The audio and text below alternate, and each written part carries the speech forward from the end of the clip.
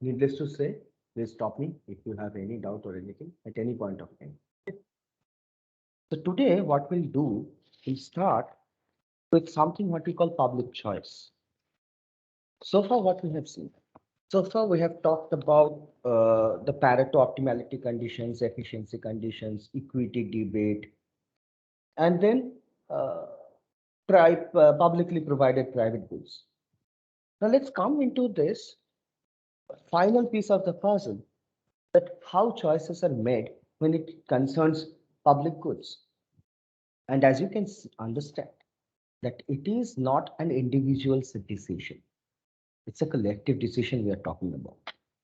So how these choices are made. Okay. Now, as a prelude to this lecture, just have a look into the points that we have summarized on the particular slide on in front of your screen. That when we talk about private goods, the normal microeconomics that you have learned at the beginning, we talked about expenditures on commodities and services, right? But those are private. Remember, those are solely determined by the prices because we're in that real domain. So whenever we talk about our budget constraint also, it's the prices, right? So if you think of a competitive economy, the lectures we started with, perfectly competitive private goods market. So if you start from an endowment point, you end up in a Pareto set. So the supply side is depicted by the, for normal goods, the upward sloping supply curve, which you get from either the cost minimization or profit maximization. That's a duality problem, right? Similarly, from the demand side, if the good follows law of demand, you get a downward sloping demand schedule, which is based on the underlying uh, rationale is utility maximization or expenditure minimization. That's again the duality. These are the dualities we talk about when we talk about optimization of agents and firms. And when we have these supply and demand schedules, they intersect, we get the equilibrium. Now, if these functions, the underlying functions are well behaved, they will intersect, will have an equilibrium. So if they're not well behaved also, then we can have multiple equilibrium. And then we talk about stability. That's all about the partial equilibrium analysis of a private group, right?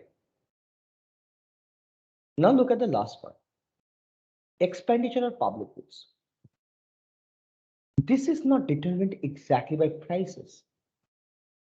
By now, you must have understood that when it comes to public goods, the pricing is contingent upon the collective demand. And the collective demand in itself is contingent upon individual demands, which are reflected by an individual's willingness to pay for public goods.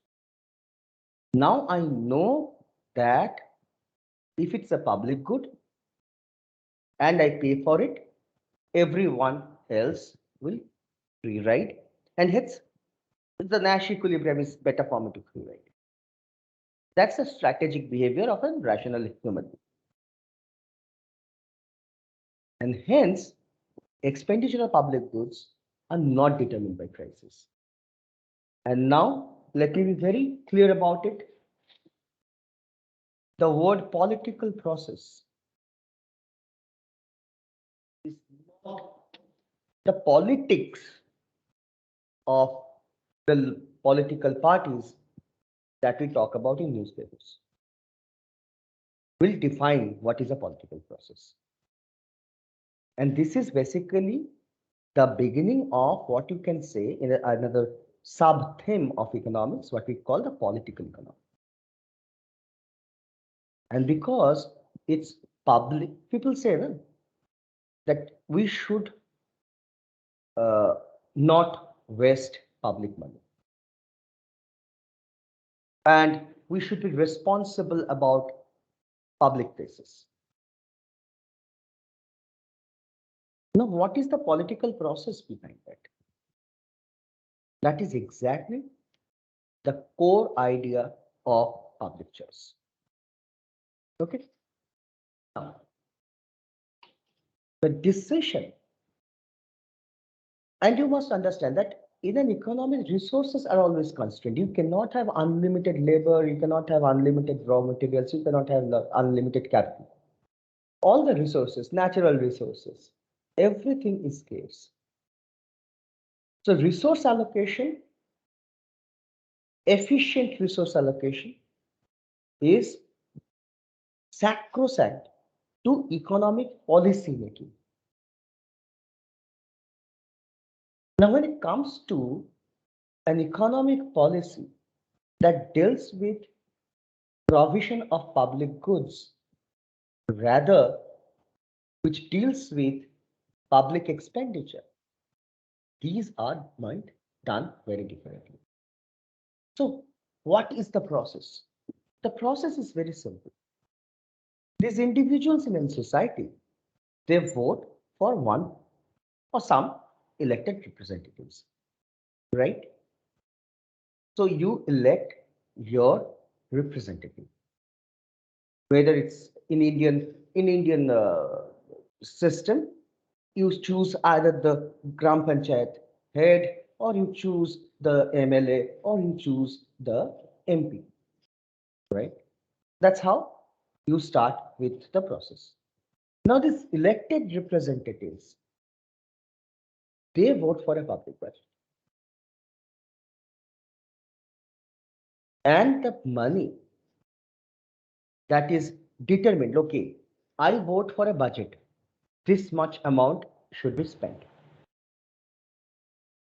Now, once that is being decided, then the actual implementation is done through a number of administrative agencies. Now, what's new in it? We all know these things from our routine daily life.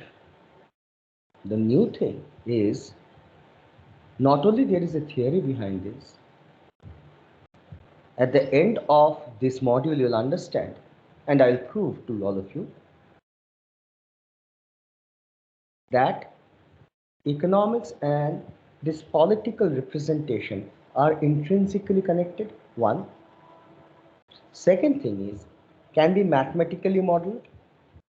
Three, you have multiple Nobel Prizes from this area, starting from Aron, the youngest recipient of Nobel ever. Now, the difference is very stark when you as an individual decide to spend your own money, and there is a government which decides to spend public money. Remember, when you decide to spend your own money, what you do, whether you go for utility maximization, at the same time what you are doing is expenditure minimization, right? What is expenditure minimization?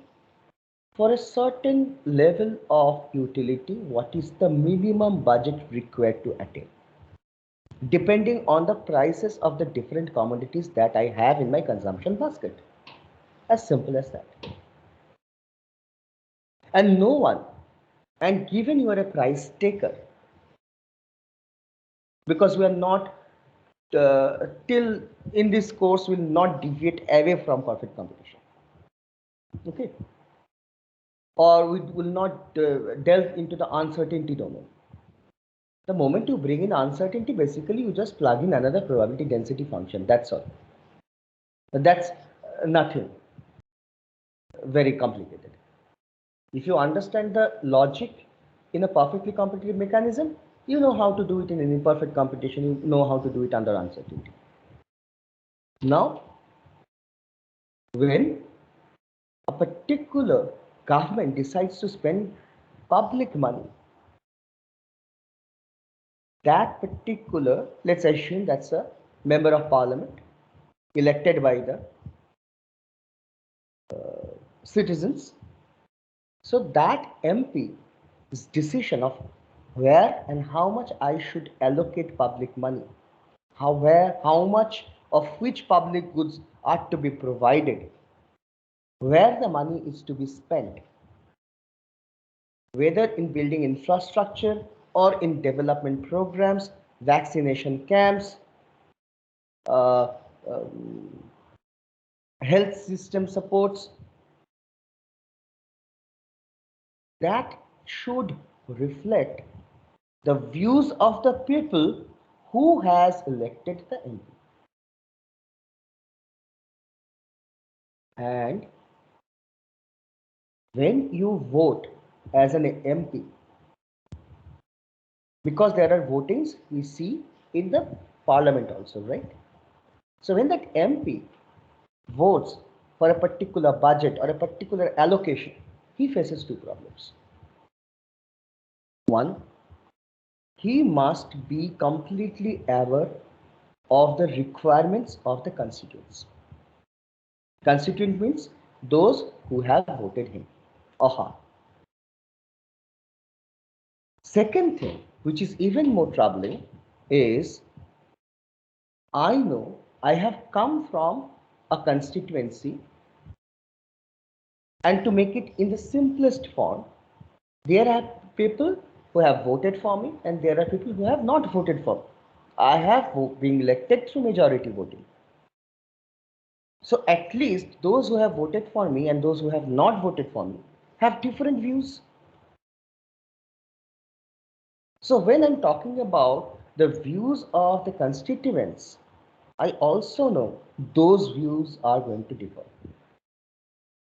Then my task is how much weight I should give to the different views that I might have from my constituents.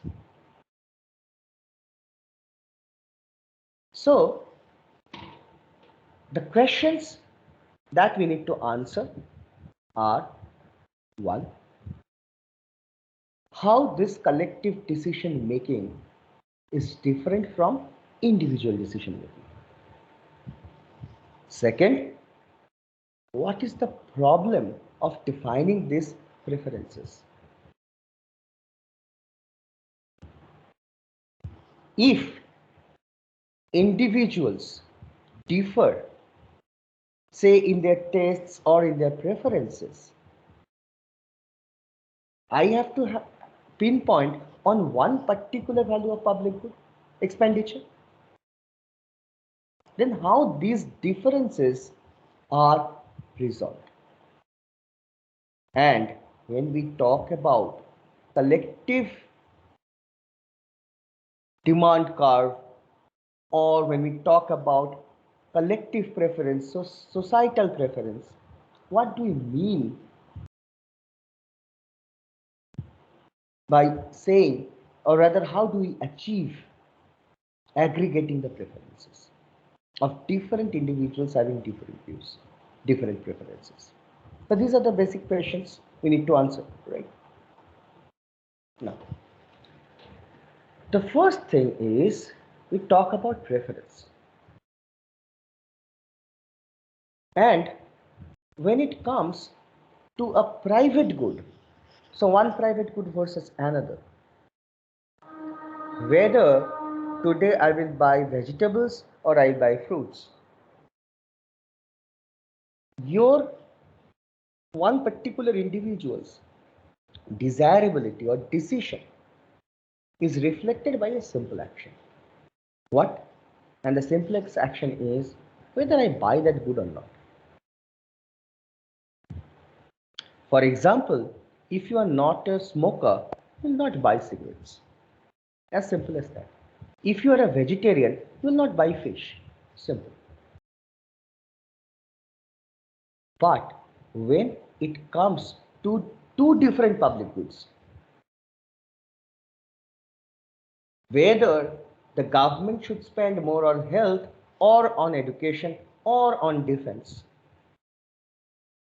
that is not reflected. There is no effective way of comparing a particular individual's decision on which to be given. For example, let me just ask one of you, any one of you, and I expect cooperation from all of you. Uh, uh, I can see the name of one Gaurav Garg on my screen, very big. Gaurav, am I audible to you?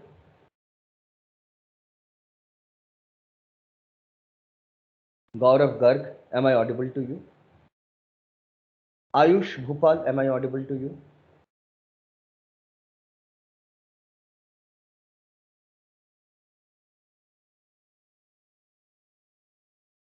Are you sleeping? Ayush and Gaurav, am I audible to you?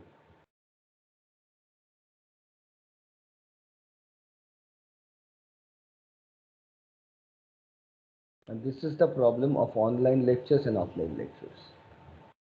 Hence proved QED. I have no information about what Gaurav and Ayush are doing.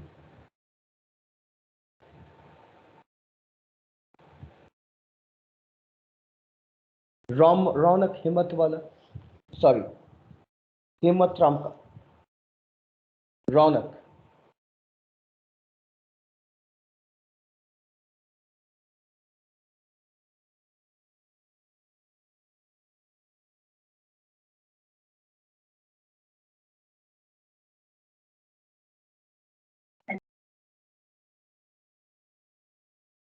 Yes, Ronak.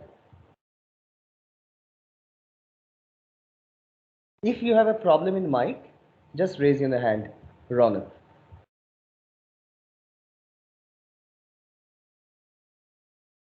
That will at least prove that I am audible to you.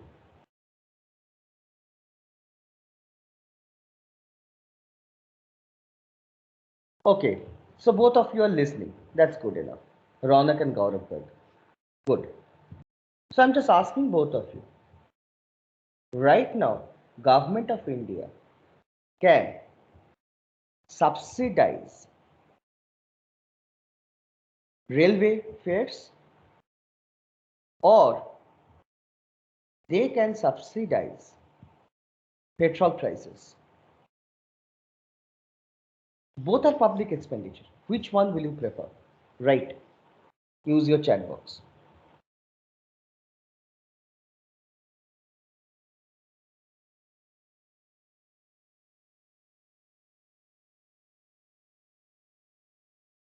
Because this is the decision on public money which are okay. Abhidip Khare, thank you Abhidip. Petrol prices. Good.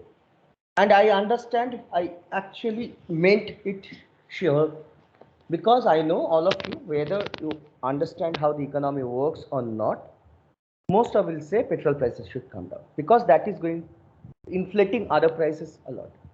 Absolutely fine. Subsidizing railway fare, buying or spending some money on Agni missiles.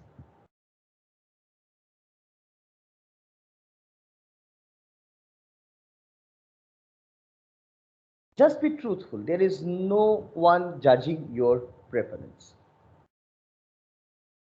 Subsidizing railway fare vis-a-vis spending on Agni missiles.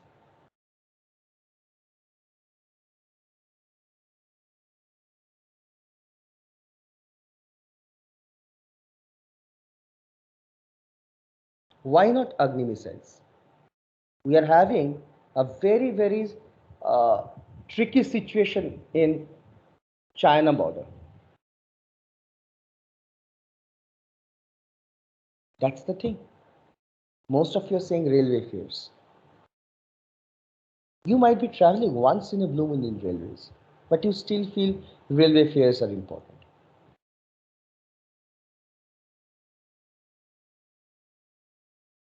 Krishna, your video is on.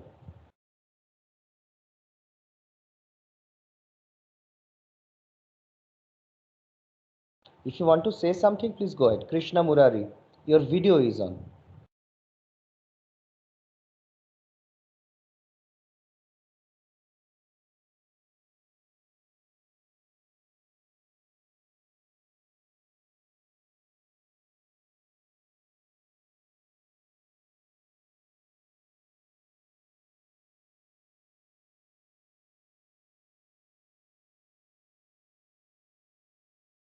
Okay, Yatharth says for missile there can be diplomatic help from the US. Might not. It is your decision, your country, you need to defend it. Why should you depend on others? If you become dependent on others regarding your national defense, then you actually make yourself very vulnerable. So that might be one view. I'm not saying that I am trying to pitch one view and trying to suppress one view. No, I'm just giving counterfactuals. Now the question is, just hold on for a second.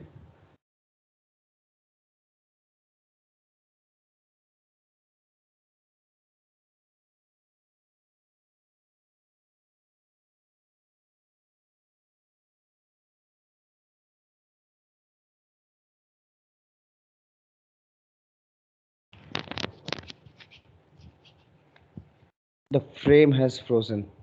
I do not know. Anyway, no issues.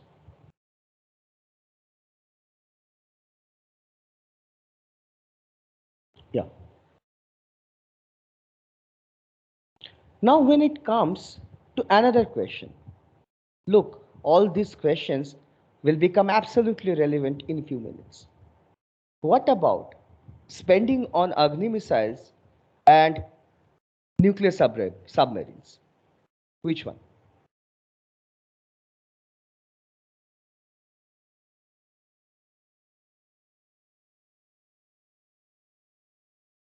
What about higher? Look, and when it comes about another choice I'm giving you, spending through government to support Indian cricket vis-a-vis Indian football.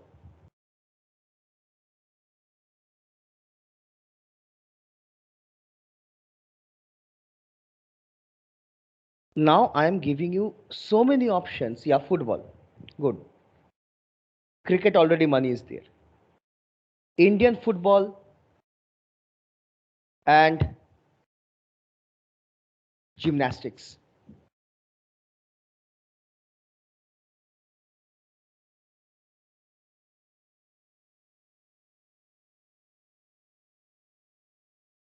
Now you can understand. I guess everyone can see. I'm getting both half and half, Avinav. Excellent. But you can understand there are too many things that are quite relevant to your locality. Take for example, the road that you use most frequently is full of potholes. Also, the street lights might work, might not work. And your local MLA comes and say, I have money to do either. You tell me which one to do. I can either spend money on street lights or I can spend money in making the roads better.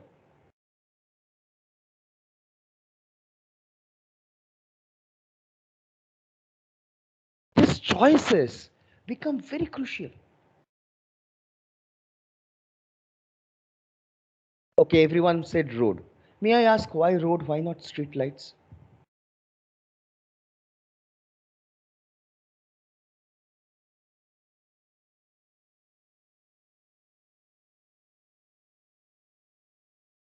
Sir, it's just an opinion because if there are roads, then people will drive faster, and there are no lights, then there is a high probability of accidents. It's all again, it's about also safety also. You do not know whether there is a snatcher lurking at the corner of a road snatching away your wallet. Yes, so also the more you invest in roads, the more it's going to promote a car-based culture. Instead, we should invest on public transit. Look, too many different opinions coming out. There are 67 people here. And the only way to resolve this at the time being is go for a majority voting. We do the same thing. Whether to take the class test on Wednesday or Thursday. Go for a majority voting, right? Last time we did. There were people who actually voted for Wednesday, but the test was scheduled on Thursday. Why? Because it was the majority voting outcome.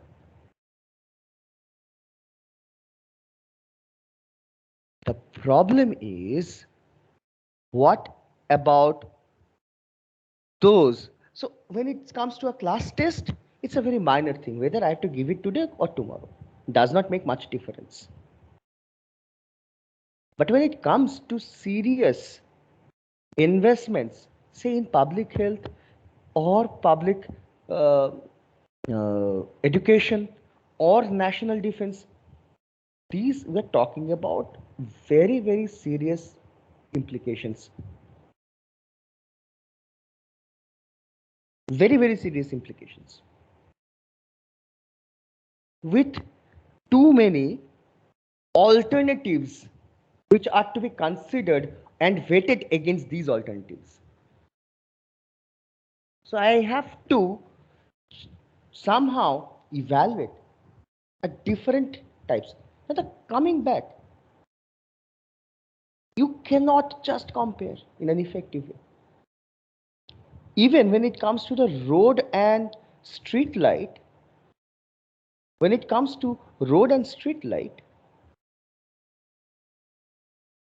you might, on a rainy day,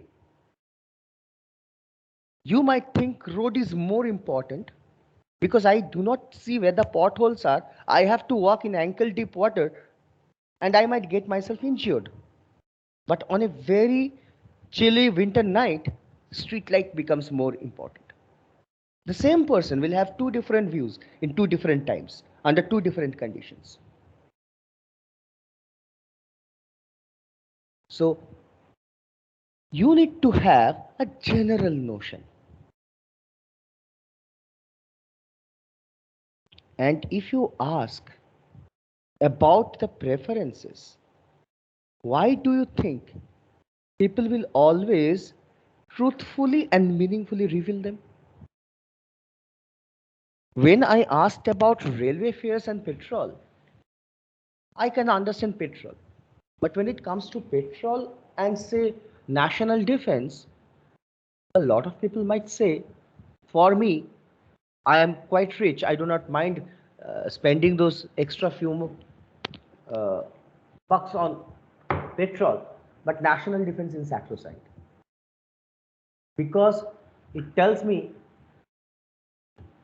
whether I'm safe at home or not. Because even if the petrol is cheap, but I live in a border area and Chinese army can come and bomb me. Someone staying in Bangalore might not understand the importance of border warfare. But one sitting in Tawang in Arunachal, he understands. So there is no reason to believe ad hoc that whatever views are coming are first truthful and second meaningful.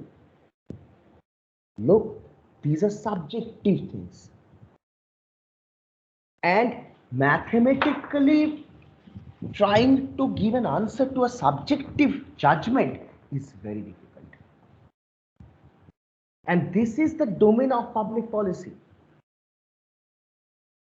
A simple utility maximization problem or a farm's profit maximization problem, those are absolutely simple things.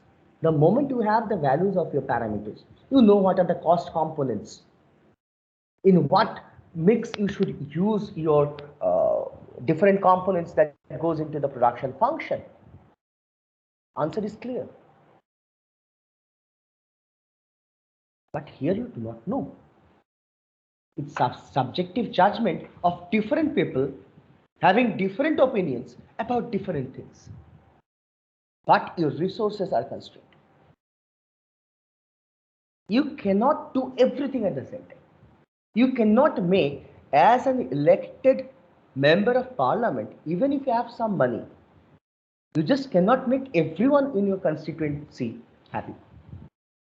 So you have to very, very carefully judge the general notion or the general, in layman's language, I have to judge the wind, in which direction it is blowing. How to do that? Particularly, this is an example from Stiglitz' book, Election Results in the US. In one set of polls,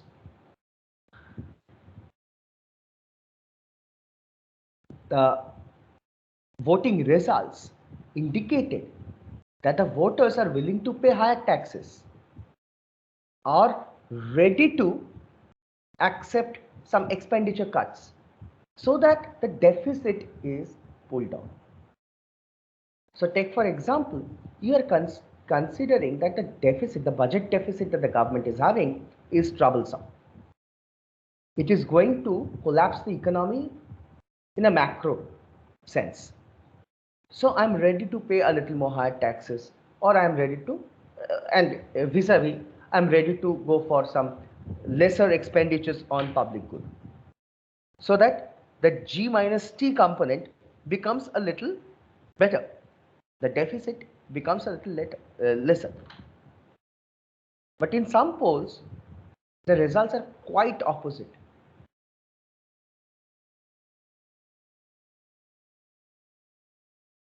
Now, in another example from US votes, the voters were asked whether the government should spend less in assisting foreign countries. And they said consistently that obviously the government should spend less. My country spending to help other countries, it must not be this much. But they had no clue about exactly how much US is spending. When they were asked, then how much the US should spend? Give us a number. Most of them gave considerable numbers which are excess of what the US is already spending. So this is the truthful part. This is the meaningful part.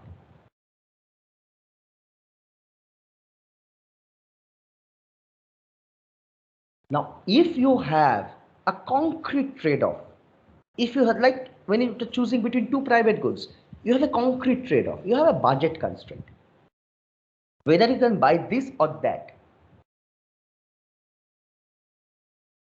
then your individual ranking or your individual wish of which or individual need makes you help the decision, helps you in making the decision, right? But when it comes to public goods, the problem is about the revealed preference.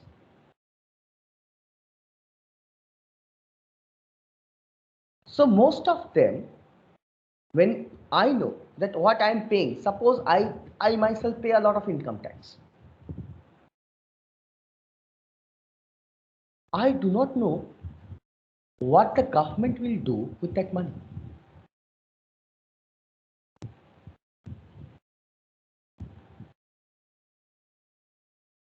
I am ready to pay most of the time more in some cases, less in some cases for public goods than I require to pay. So when it comes to a particular, say the government says, okay, we can bring down the petrol prices, you have to pay this much tax.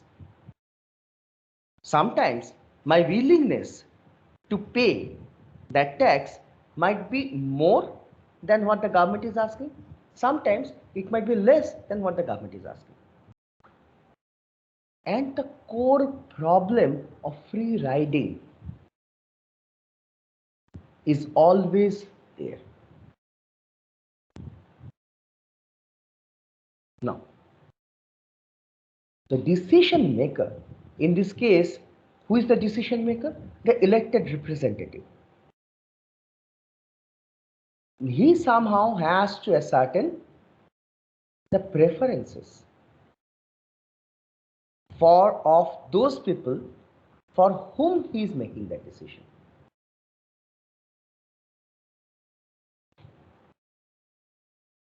Now, when it comes to collective decision making, different individuals have different views. Simply their taste might be different. But when it comes to public goods, most of the time, it's all about the income that you have and the taxes you need to pay. So let's think about very simply two cohorts, a rich cohort and a poor cohort. So the richer cohort will have higher income. That's what they make rich by definition. So if I'm rich, I'll prefer to spend more on both private and public goods.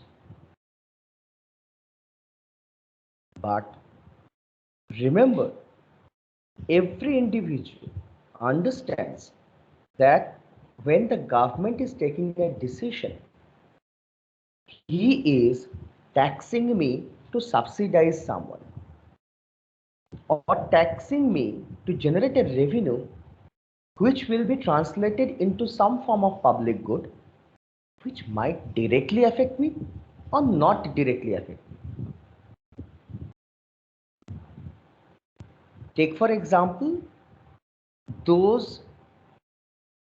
there were certain goods on which taxes were raised as an emergency measure to fight COVID. And these are goods which are sold across the country. And most of the spending by the government were done in Kerala and Maharashtra. Remember the first phase. Those were the two states which were most affected by the COVID pandemic. So I do not know the tax that I have paid right now, where it has gone, how it was spent. Is it directly affecting me? No. But I had to pay that tax. Else I will not have to buy that commodity. But I cannot do that. Even doing that, sometimes one might feel, okay, then I am morally wrong. It's at least helping some fellow individual. And most of the time, the rich has to bear the larger share of this tax or this additional cost or this additional burden, additional government expenditure. Now look, I am rich. I have higher propensity to consume vis-a-vis a poor person, both public and private good. But my tax price is higher. So what is the total tax I pay? The tax price multiplied by the amount of expenditure, the level of expenditure of the government. So I have a higher tax share. If I have a higher tax price, then I would basically know if suppose G amount of public good is being provided, my tax price is some P1. You are a poor person, your tax price is P2, strictly less than P1. G is common to both of us. So the tax that I actually pay is P1 into G. You pay P2 into G. So my tax share is higher, and hence though I had higher marginal propensity to consume, I had higher affordability to pay, but now because my total tax payment is larger, which is cutting down my budget, I will prefer a lower G because my tax base P1 is there. To bring down my total expenditure, I'll prefer a lower G. That's the irony, or that's the fallacy. So now, let's try to think about impact of taxation, because tax is very important.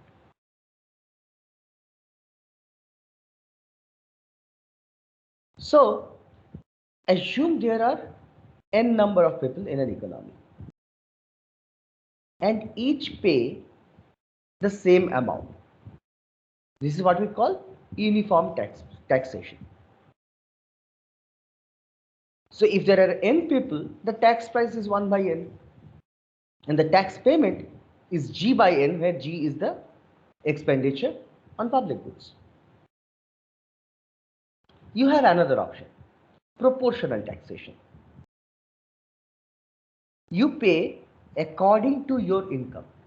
So rich pays a little higher tax price, poor pays a little lower tax price. So suppose capital Y is the average income, and there are n individuals. So the GDP of this economy is NY. Suppose the tax rate is small t. Then what is the government expenditure? T into GDP. So G, government expenditure, is this. Then the tax rate, G divided by N by Y. And now the tax payment of an individual whose income is YI is what? T into YI, or this, right? Now suppose government expenditure increases by $1. What is the incremental tax? By definition, that's the tax price. So in this case, what is the incremental tax? Simple, YI by NY. Now the person whose individual income is equal to the average national income, so YI is equal to Y. The tax price he faces is 1 by N, right? Whose average income is more. So the people who have income more than the national average, YI is greater than Y. So your tax price is more than 1 by N. Those below average, lower tax price. Then you have progressive taxation. So far income tax is concerned, India follows progressive taxation. Larger the income, larger is the tax share. So your tax payment increases more than proportionately to your income. Here it is proportional.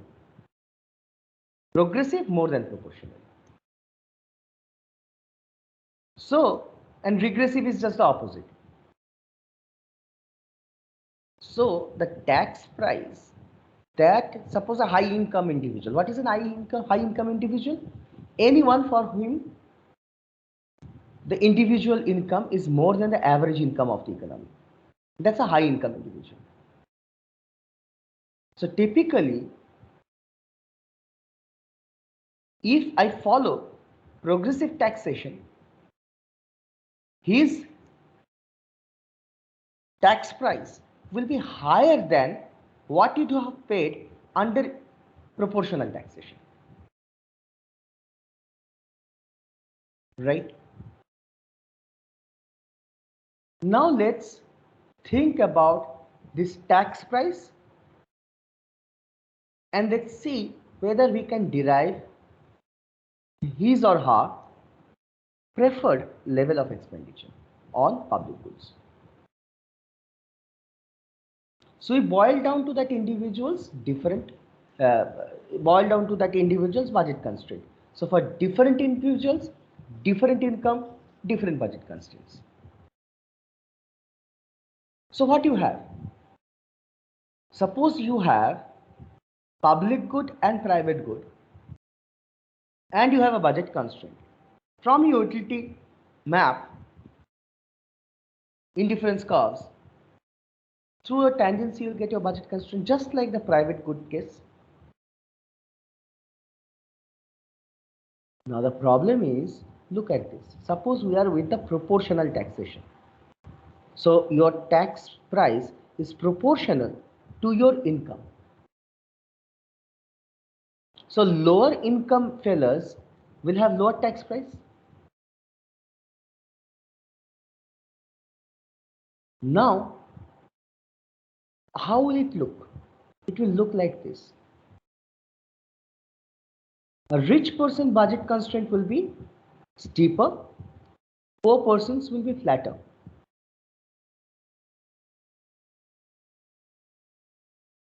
Look, their preference for the optimal public good provision.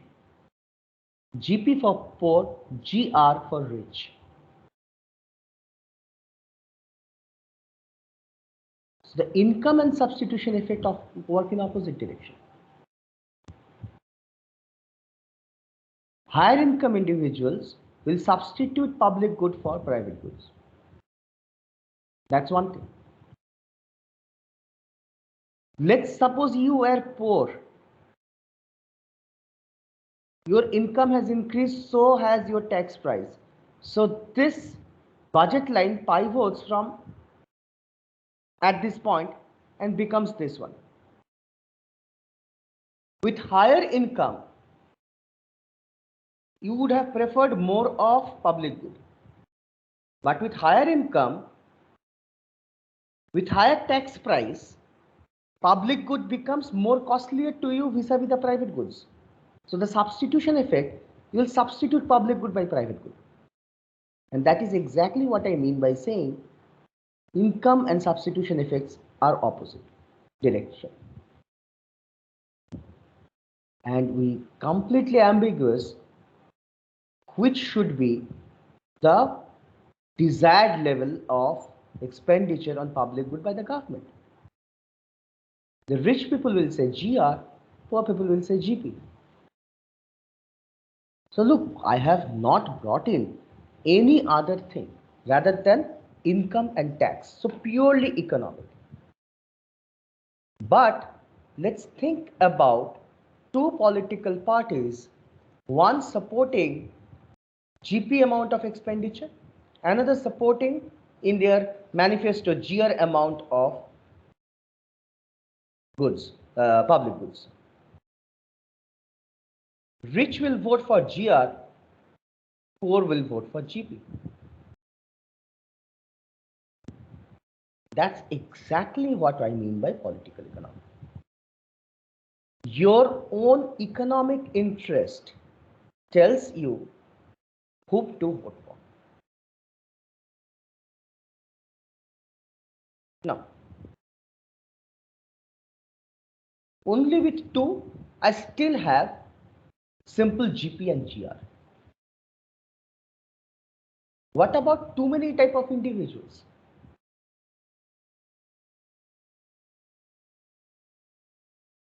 Take for example, I stick to proportional taxation. And as we have seen, GP is the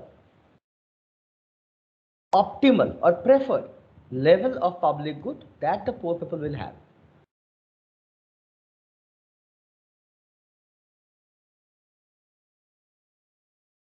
Now, poor individuals, they also have lower income. And with lower income, not only they demand less of private good, but they also demand less of public good.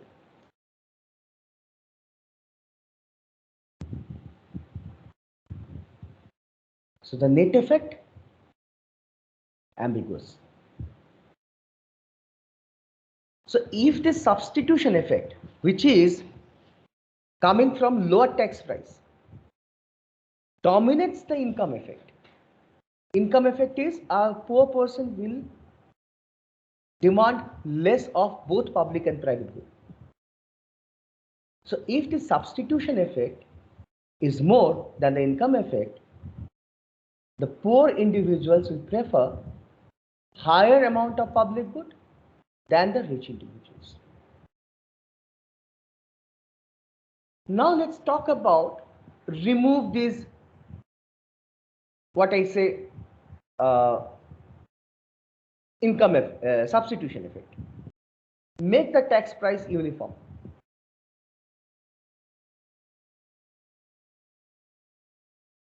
So the slope will be remaining same, only the budget of a poor will be lower than the budget of a rich.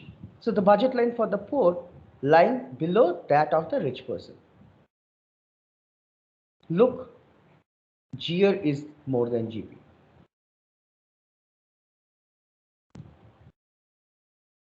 Let's come to progressive taxation.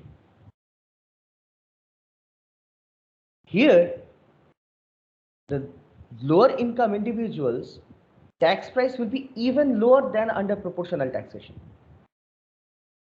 So definitely their preference for government goods, public goods or expenditure on public goods will be definitely higher than that under proportional taxation. But the question is, how does my utility depend on that of government expenditure? Suppose, let's look at this picture. Forget about whether I am poor or rich. Just concentrate on a particular budget line and that particular tendency. Let's think of the rich person. So I'm having uniform taxation. I've replaced that substitution effect. Now I have a budget line. I have an indifference curve. And I have a tendency here where the cursor is right now, giving GR. The moment you increase public goods, so suppose the government thinks it should provide G amount of public goods, which is G more than GR.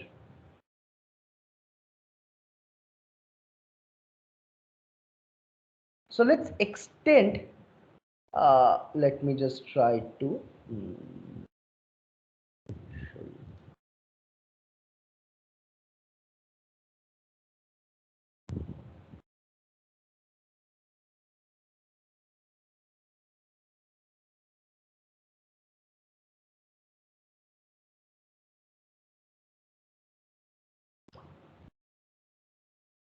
You expand the quantity of public goods.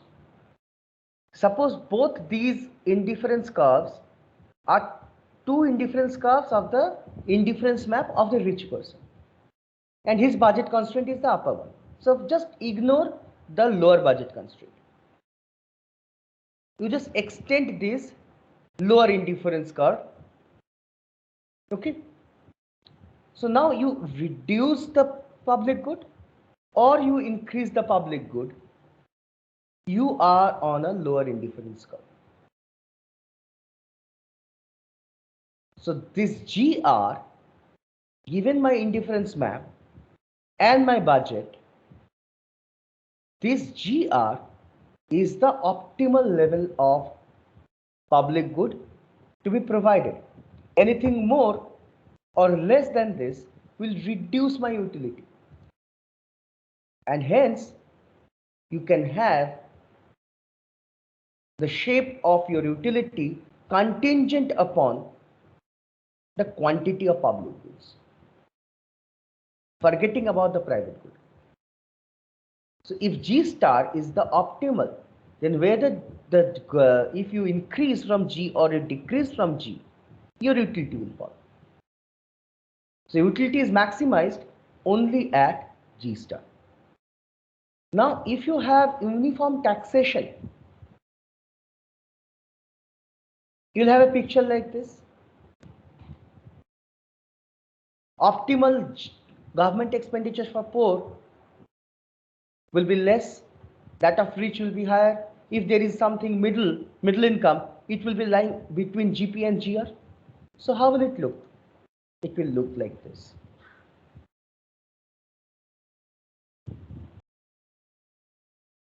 Okay, it's already 11:58, so let me stop here today. If you have any questions so far, please go ahead. I'll stop exactly here today. We'll continue tomorrow from here. And please give me 1 hour, if possible, to compensate for the lost lecture. I'll drop all of you a mail after this lecture. I'll provide 2-3 alternatives. Please, many alternative slots. So all of you please coordinate and choose among one of those alternatives. That I will do just right now. I'll drop your mail. With 2 or 3 slots, you have to choose between them. So apart from that, if you have any questions about whatever we have discussed today, please go ahead.